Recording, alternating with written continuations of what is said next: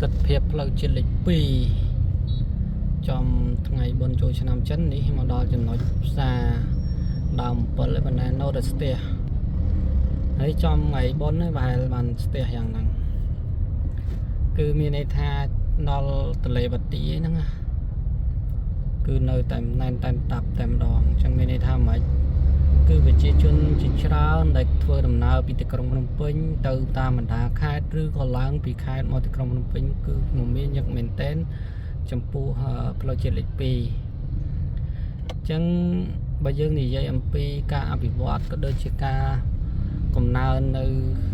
về chia chun sen ca ruộng nâu ca có một bò chiều cắm cứ miền ca cần láng chia lùm đập miền tên này dương mình ai vậy tôi mình được man đo tha flow trên lịch pi thọp tại ngắt thọp tại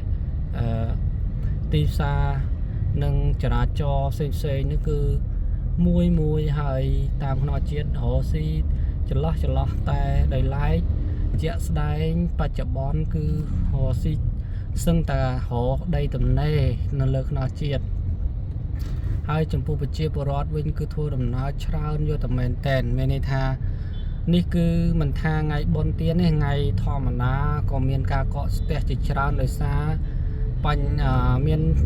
ดำเรากาจิจรานโดยจิกาเทอจำนะสรกปีขาดเซนจำนะสรกขาดเซนหนึ่งหมกการเทอการงจักแม่ทัวดำน้ำมาทัวการงจักจังรงจักมีนกาเกินลางชราនៅតាមណាផ្លូវចលិពីនៅក្បែរផ្លូវចលិពីចន្លោះហ្នឹងទៅផ្លូវចលិ3ផ្សេងហើយអញ្ចឹងហើយបានប្រជាពលរដ្ឋផ្សេងបានមកធ្វើដំណើរមកធ្វើការអញ្ចឹងមានការស្នាក់នៅមានការធ្វើដំណើរតាមដងផ្លូវនេះខ្ញុំជឿថាថ្ងៃមុខនឹងមានការកើនឡើងច្រើនជាងនឹងទៅទៀតដោយសារជាតម្រូវការចាំបាច់មួយក្នុងការប្រកបមុខរបរអាជីវកម្មក៏ដូចជាការធ្វើការងារផ្នែកខាងរោងចក្រឧស្សាហកម្មនេះគឺធំមែនទែនដោយសារនៅទីក្រុងភ្នំពេញយើងគឺមានការកកស្ទះច្រើនចឹងហើយគោលនយោបាយធំរួមមួយខ្ញុំមើលទៅដូចជាមានការអភិវឌ្ឍមកជាក្រុងដើម្បីឲ្យការរស់នៅក៏ដូចជាការប្រកបមុខរបរផ្នែកវិស័យរោងចក្រកាត់ដេរនេះមានការស្រួលមានចេញចូលស្រួលទាំងការធ្វើដំណើរទាំងការសាងសង់ទាំងការដឹកទំនិញចេញចូលឲ្យរលូនជាងមុនដោយសារនៅទីក្រុងភ្នំពេញគឺមនុស្សច្រើនចឹងហើយដោយឡែកប្រជាជនជាភាគច្រើនដែលធ្វើការរោងចក្រគាត់ត្រូវតែមកតាមរោងចក្រផ្នែកមួយហ្នឹងគឺមកជាក្រុងចឹងហើយការកំណើតគឺតាមរយៈនឹងអញ្ចឹងនៅពេលដែលកម្មកររោងចក្រកម្មការនីរោងចក្រផ្សេងគាត់មកនៅតំបន់មួយដាច់ជាក្រុងដូចតាមផ្លូវជាតិតាមអីហ្នឹងគឺការកើនឡើងនេះដែលធ្វើបណ្ដាលឲ្យអាជីវករផ្សេងគាត់ក៏ចេញពីទីក្រុងភ្នំពេញដើម្បីមកធ្វើមានន័យថាធ្វើមុខរបរអាជីវកម្មដើម្បីផ្គត់ផ្គង់តម្រូវការទៅដល់អ្នកប្រើប្រាស់ដូចជាអ្នកធ្វើការផ្សេងហ្នឹងដូចគ្នាអញ្ចឹងហើយទាំងអ្នកលក់ដូរទាំងអ្នកធ្វើការត្រូវតែមកនៅតាមតំបន់ជាដើម្បីជាតម្រូវការមួយដើម្បីឲ្យសេដ្ឋកិច្ចមានការកើនឡើងដូចបងប្អូនឃើញជាក់ស្ដែងហ្នឹងនេះខ្ញុំនិយាយថ្ងៃបុណ្យសំបីថ្ងៃធម្មតាដូចគ្នាដែរតែខ្ញុំអត់សូវបានថតហ្មងទេចឹងបងប្អូនដឹងកាលណាតំបន់មួយមានការអភិវឌ្ឍថ្មីក៏ដូចជាការកើនឡើងរបស់ប្រជាពលរដ្ឋនោះគឺមានន័យថាក្នុងវិស័យណាមួយក៏មានការកើនឡើងដែរដូចជាវិស័យសំណង់វិស័យសុខាភិបាលវិស័យអប់រំវិស័យដីធ្លីវិស័យផ្សេងជាច្រើនទៀតណាដែលធ្វើឲ្យមានការកើនឡើងខ្ញុំនិយាយអំពីវិស័យអប់រំនៅពេលដែលកំណើនការកើនឡើងរបស់ធនធានមនុស្សចឹងមានតម្រូវការទាំងការរៀនសូត្រផ្នែកវិស័យរដ្ឋនិងវិស័យឯកជនអញ្ចឹងបានតំបន់មួយមានការកើតឡើងដូចជានេះហ៎សាលារៀនហើយវិស័យហិរញ្ញវត្ថុក៏ដូចគ្នាធនាគារមិនថា AC ដើមថា AVA ធនាគារធំជាច្រើនដែល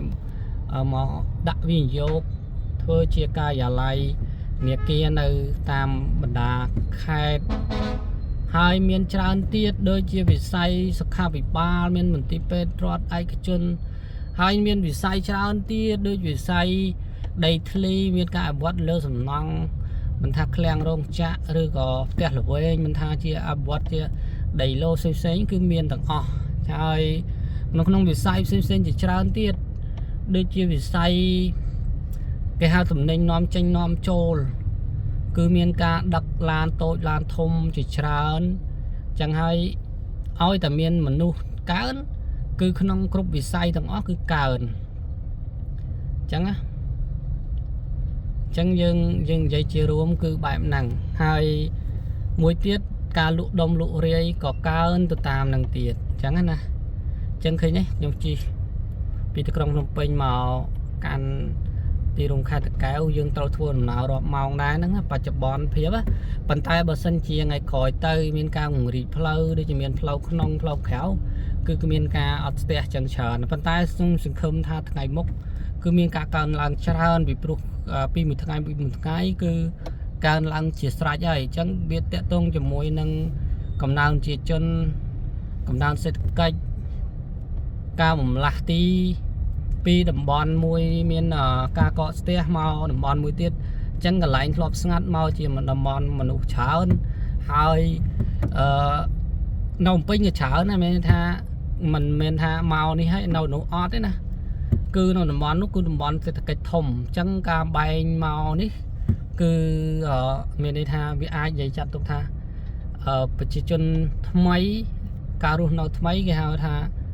ចំណូលថ្មីអញ្ចឹងអាហ្នឹងខ្ញុំតាមខ្ញុំសង្កេតមើលគឺមានការកើនឡើងតាមរយៈហ្នឹងដែរអញ្ចឹងសង្ខេបរួមសេដ្ឋកិច្ចនៅយើងផ្លូវជាតិលេខ2មានការកើនឡើងច្រើនអញ្ចឹងនៅក្នុងគ្រប់វិស័យទាំងអស់មានការអភិវឌ្ឍខ្លាំងអញ្ចឹងបើសិនជាបងប្អូនដែលមានចំណាប់អារម្មណ៍ចង់មកសិក្សាចង់វិនិយោគមិនថាដីធ្លីមិនថាសំណង់មិនថាខាងគ្រឿងឧបភោគបរិភោគគ្រឿងទេស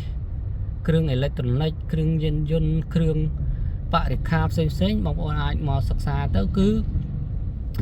វាជាចំណុចមួយសម្រាប់អ្នកវិនិយោគិនមិនថាតូចធំលក់ដុំលក់រាយលក់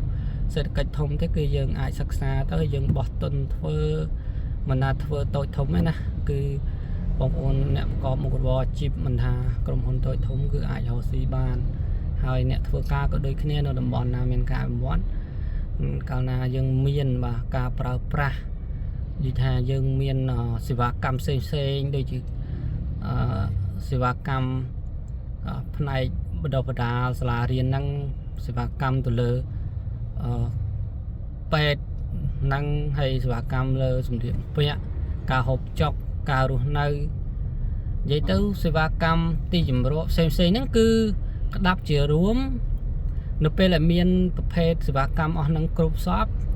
ការរស់នៅមានការកើនឡើងហើយពីព្រោះកាលណាតំបន់មួយបើយើងនិយាយឲ្យអស់ជាថាតំបន់មួយដែលมันមានឧស្សាហកម្មរីចម្រើនទេគឺក៏អត់ទៅនៅទេអញ្ចឹងណាឲ្យតែមានសេវាកម្មរីចម្រើនគឺនៅហើយបាទគឺនៅហើយត្រូវនៅអញ្ចឹងហ្មងពីព្រោះធម្មតាជីវិតរបស់មនុស្សយើងមិនថាគ្រួសារតូចគ្រួសារធំទេយើងត្រូវការចាំបាច់ការហូបចុកការស្នាក់នៅជំរកហ្នឹងណាហើយការកែលម្អដូចជាសម្លៀកបំពាក់ការថែទាំសុខភាពការសិក្សារៀនសូត្រផ្សេងណាអញ្ចឹងអាហ្នឹងជាចំណុចដែលយើងប្រជាពលរដ្ឋគឺគេចង់បានអាហ្នឹងគេនេះស្ទះអញ្ចឹងណាស្ទះខ្លាំងមែនតើអញ្ចឹងខ្ញុំមានព័ត៌មានជូនប៉ុណ្ណឹងបើសិនជាបងប្អូនសិក្សាអាចមើលវីដេអូផ្សេងៗនៃខ្ញុំបានផុសនៅក្នុង channel នឹងផ្សេងៗបាទអរគុណសូមជម្រាប